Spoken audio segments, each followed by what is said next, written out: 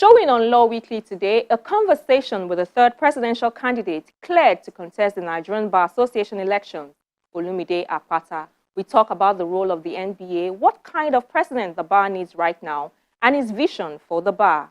We also have our weekly recap of the top trending stories from the courtrooms. Hello and welcome to the program. I'm Shola Shuyeli.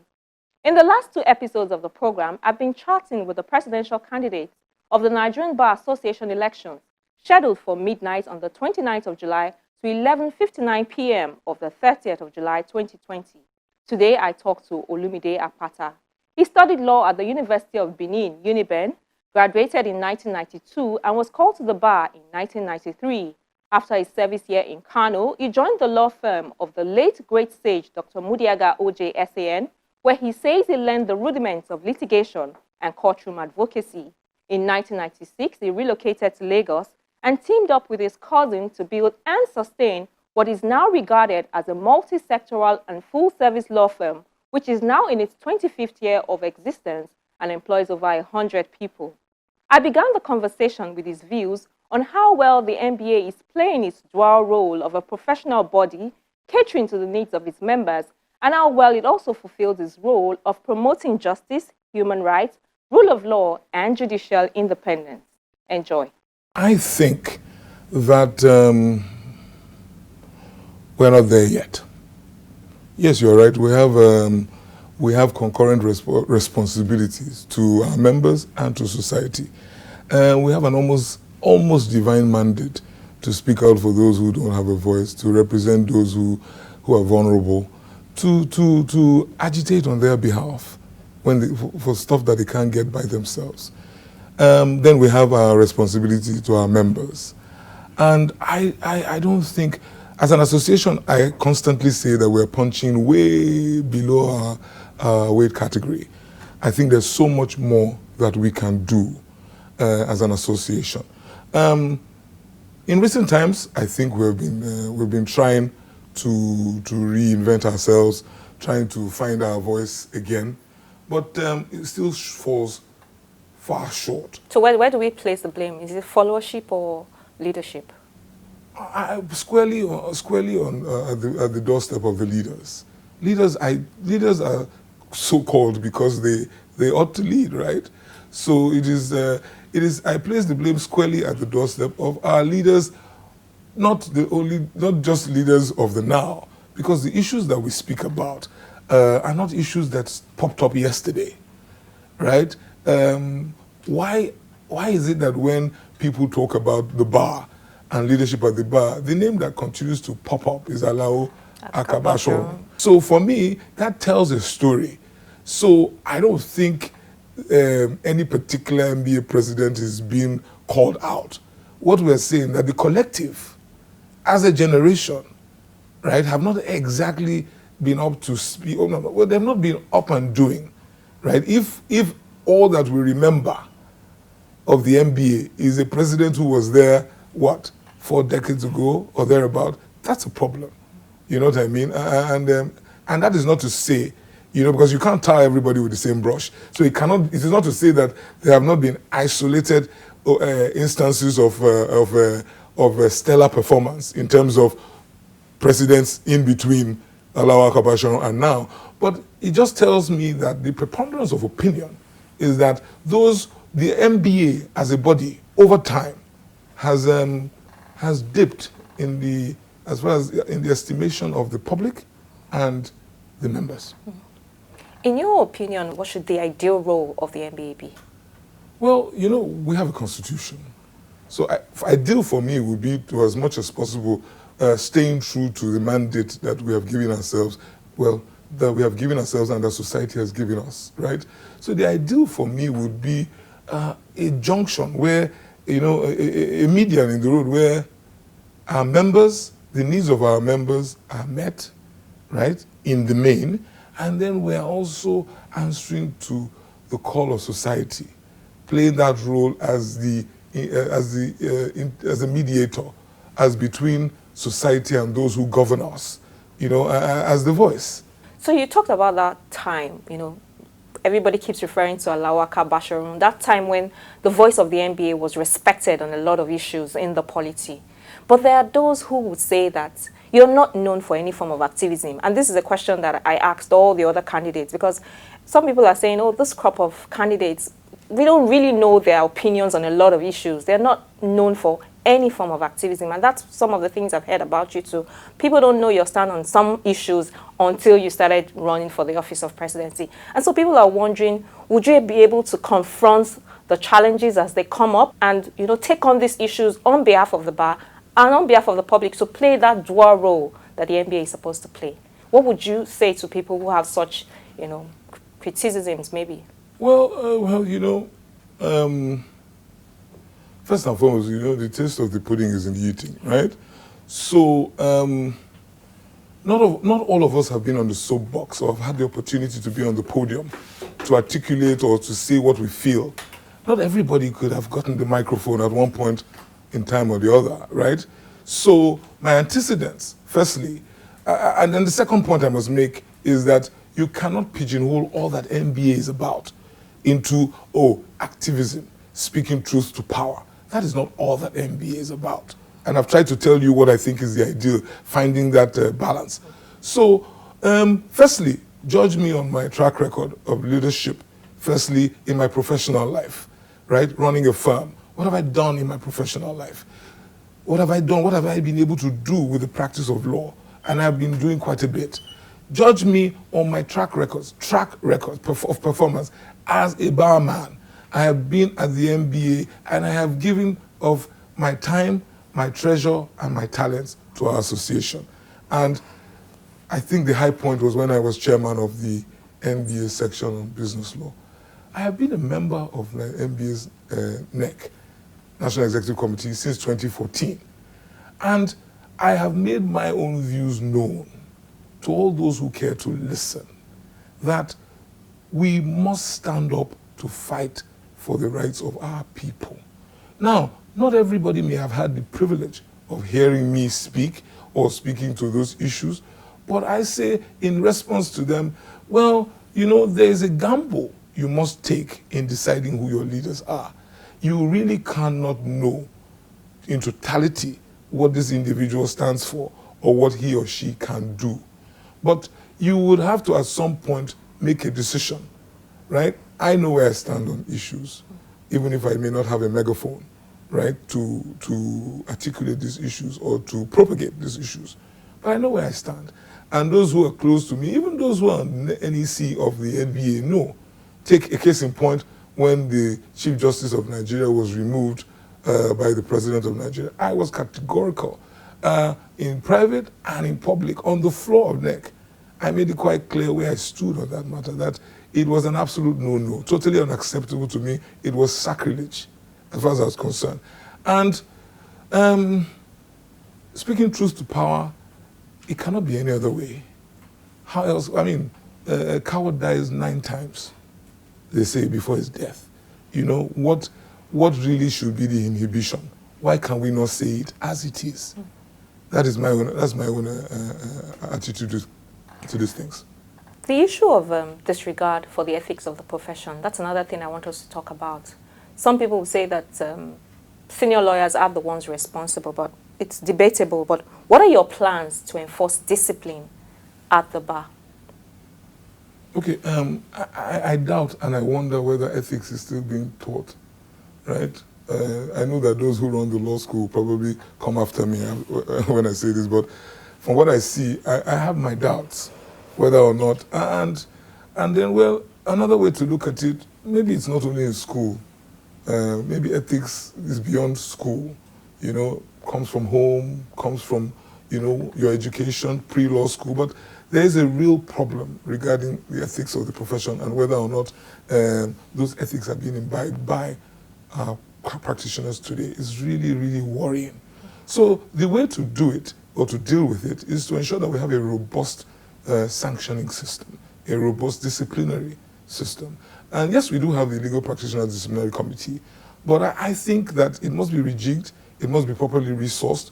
We are a self-regulating organization, essentially, and to whom much is given, much is expected. We must demonstrate to society that we take the business of sanctioning or disciplining our members seriously. I don't think we do enough. And even though we have this committee in place and most of the members are well-intentioned, I don't think they are properly resourced, because justice must not only be done, it must be seen to be done, as we always say.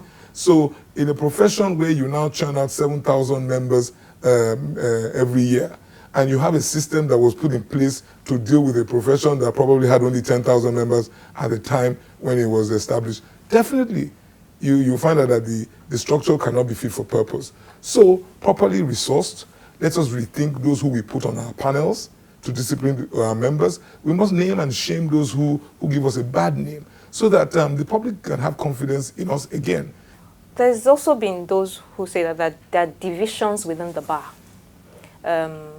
And I don't know what's attributable to it, but there are people who say that one of the things I've heard is that because the NBA doesn't champion a lot of issues, we've had other bodies like the JRP, Justice Reform Project, the body of senior advocates, and some other bodies, speaking up when the NBA should be speaking up.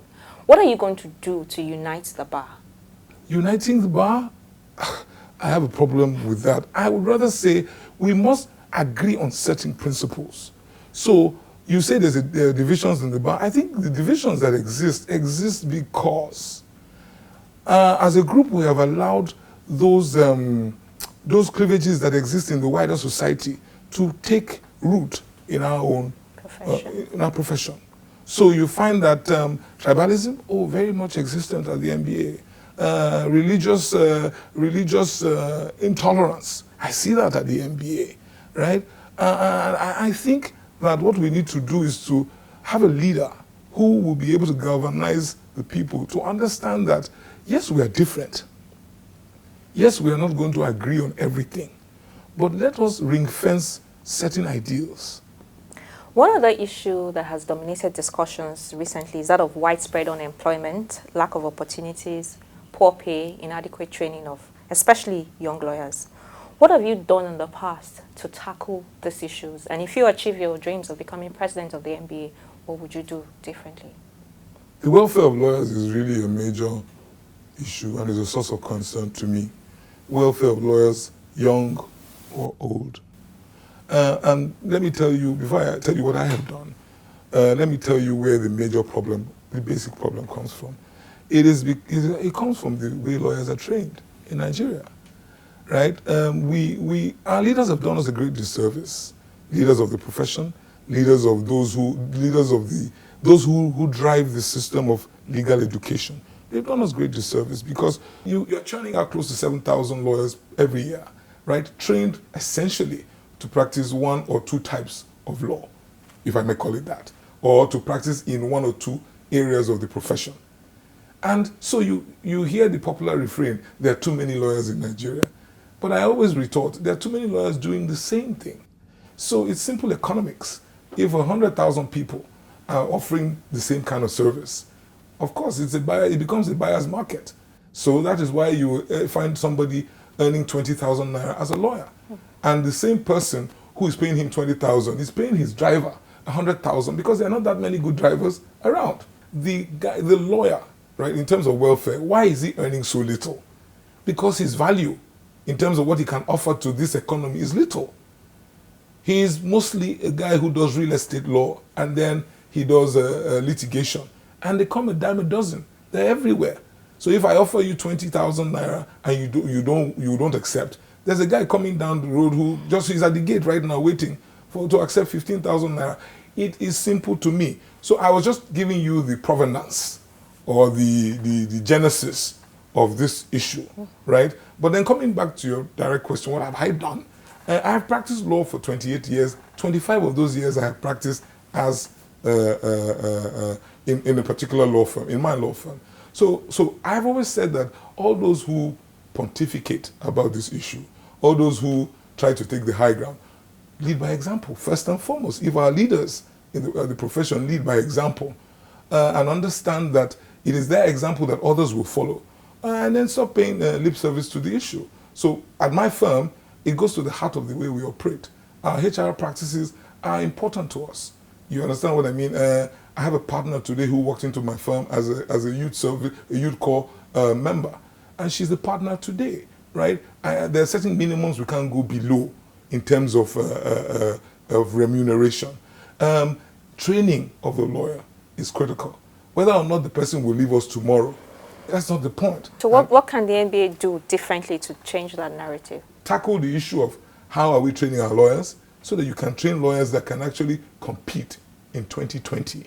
You remember last year we had a conference where we said we're facing the future. That was our theme, wanted to face the future. And I said that the future that we contemplate, or we are contemplating, is the present in other jurisdictions. We are so far behind.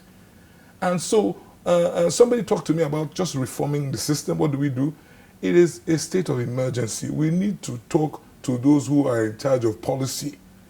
Shola, is there any reason why we don't have universities that are dedicated to training lawyers in different areas? Okay, take University of Benin and say, okay, for University of Benin, entertainment law will be taught in this university. So any lawyer who has a bias, who would like to go into that area, know that apply to Uniben, right? Oh, we are doing solid. We were told that the economy we're diversifying to. We were told that we're going to solid minerals and agriculture. Okay, can we pick University of Abuja? At least we are sure that the Faculty of Law there will teach solid minerals. Go to South Africa, they've been teaching solid minerals. That's the mainstay of the economy. You know what I mean? But there's no deliberate policy. So our universities should start offering specialized courses, and the NBA needs to be driving these issues. NBA needs to trigger that conversation. Let's move on. Let's talk about your vision for the bar. What kind of leader do we want to see at the bar, right? And for me personally, it's a leader who can put his hand to his chest and say, I am a barman, first and foremost. I have recent relevant experience. I am not into history teaching, right? I am not here to come and tell tales of what happened years ago. I am here to talk about practical solutions to practical problems. And that recent experience is critical because we know what the recent or the problems are, right? Such a leader would know what the problems are. Can I tell you about one of the major problems I see at the NBA is just institutional capacity, right? Unfortunately, over time, we have not built a strong institution. And just like our country, we focus on big men and we don't focus on big institutions. So, we're just a reflection of our larger society. So I have a problem with our institution and I think it needs to be enhanced at the level of the secretariat, at the level of just our practices, our processes, so that, because we have 125 branches around the country, we have membership, financial members, probably close to 40,000. Then, of course, lawyers operating in the country are much more. We have 3 sections. We have fora and committees. There is a level of synergy and alignment that is required for that big organization to deliver in terms of the expectations of its members. And it cannot be a fluke. It has to be well thought through. It must be planned. It has to be deliberate. It has to be deliberate. Intentional, yeah. And I, on my own, in my professional life, in the last 25 years, I have been running an organization that today has a head count of 150 people. We have well over 100 lawyers in my firm. And we are deliberate. We have to know, it cannot be that we hope it will happen. We must plan for it to happen, if you understand what I mean. So it is that experience that we require, right? Somebody who has a track record of managing men and resources and galvanizing people towards achieving the objectives of the organization. So I think it's important that anybody who wants to aspire to the leadership of our organization must actually know, must have that kind of background. You have run an organization before, you are close enough to this the association to understand its problems.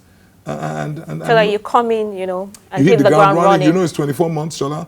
I like to say it in terms of months. So we remember that we don't have the luxury of anybody coming to learn on the job. Okay, so while preparing for this interview, I had people on social media, especially lawyers, send me some questions that they would like me to ask the candidates. And one of the questions that kept coming up is this, and I'm going to ask you. Some people say that you're the biggest spender in these elections, that you're throwing money at the branches. How would you react to that?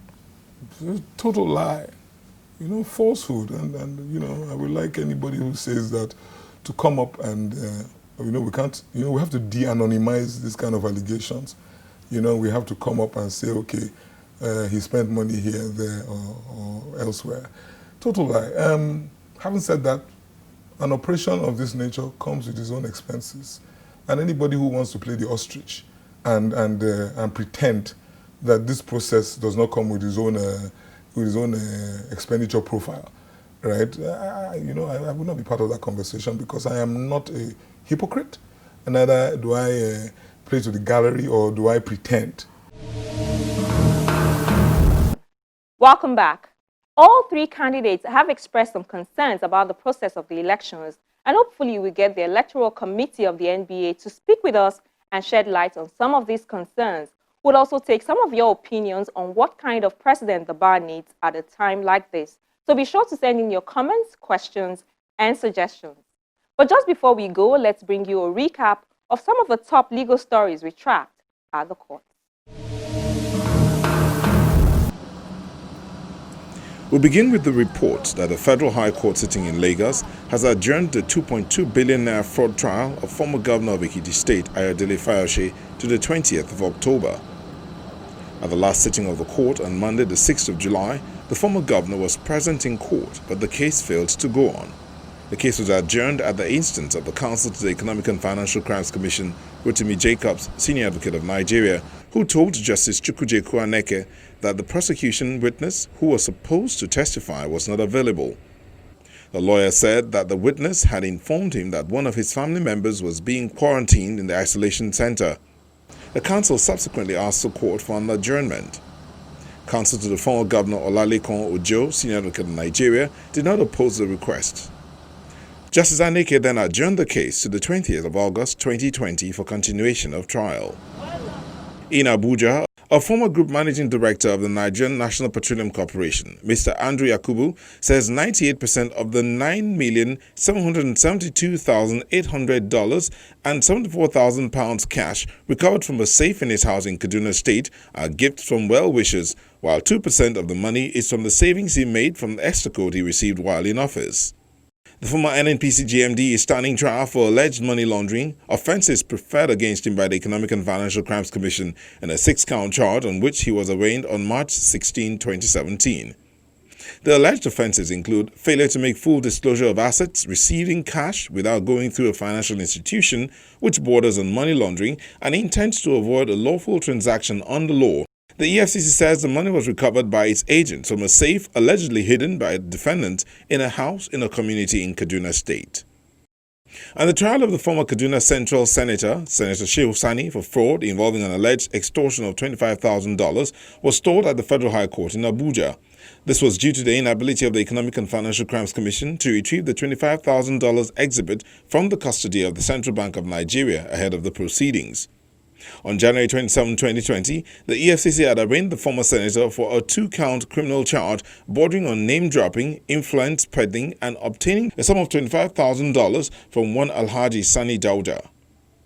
The commission alleged that the former senator fraudulently represented the money as bribe for the Chief Justice of Nigeria and now suspended chairman of the EFCC, Ibrahim Magu, ostensibly to shield the plaintiff from EFCC's investigation and prosecution, and to prompt the commission to arrest and prosecute Dauda's estranged son-in-law, one Abubakar Musa. In his previous testimony before the court, Dauda had detailed how he gave out the money in 2 tranches of $15,000 and $10,000 in November 2019. He said after he reported the case to the EFCC, the former senator returned the $25,000 to him. He said the EFCC then collected the money from him as an exhibit. And we'll round up with the report that the Federal High Court in Lagos has adjourned till July the 21st a suit challenging the conviction of popular Nollywood actress Funke Akindele and her husband Abdulrasheed Bello, popularly known as JJC Skills, and 236 others. Funke Akindele and the others were arrested, tried and convicted for violating the Lagos State Infectious Disease Emergency Prevention Regulations 2020. The actress had hosted a birthday party in her Lagos residence to celebrate her husband's birthday. A suit challenging her conviction was filed by a Lagos lawyer, Olukoya Olungbeje, who is seeking a declaration that the law upon which Akindele and others were convicted was inconsistent with the 1999 Constitution. He also urges that the arrest, arraignment, trial, conviction, and sentencing of Akindele and others lacked legal backing. At the proceedings, counsel representing the Lagos State government filed and served their response to the suit. The court then adjourned till July the 21st to enable the applicants file their response to the processes served on them by the Lagos State government. And this is where we adjourn till next week. Don't forget that you can find this episode of the program and past episodes on our YouTube channel. After viewing, be sure to leave us a feedback. I am Shola Shieli. Thank you for watching.